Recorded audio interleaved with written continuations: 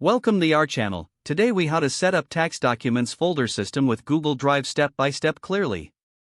Begin by opening your Google Drive account in a web browser. Locate the My Drive section on the left sidebar. Click on the New button located at the top left corner of the page. From the drop-down menu, select Folder. A pop-up window will appear prompting you to name your new folder. Type Tax Documents as the folder name. Click the Create button to finalize the folder creation. Once your folder appears in My Drive, double-click on it to open. Now, within the Tax Documents folder, create subfolders for each tax year. Return to the New button and select Folder again. Name the first subfolder with the format Tax Year 2022.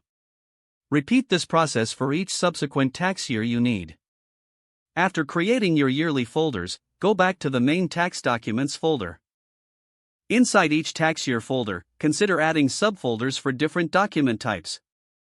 Use the New button again, and select Folder. Name the new folder Income Documents. Next, upload your existing tax documents into the appropriate folders. Click the New button, then select File Upload. Browse your computer for the necessary documents, and open them to upload.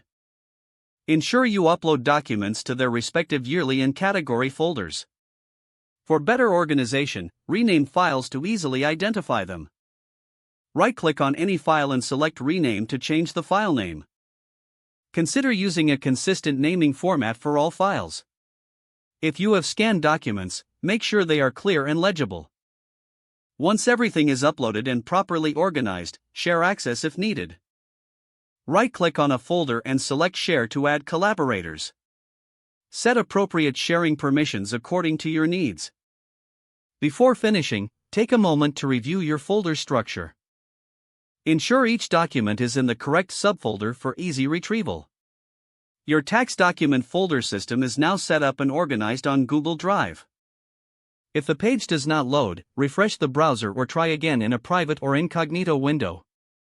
Make sure you are using the correct email address, then retype it carefully to avoid small typos. Don't forget to like this video and subscribe to our channel for more step-by-step tech guides.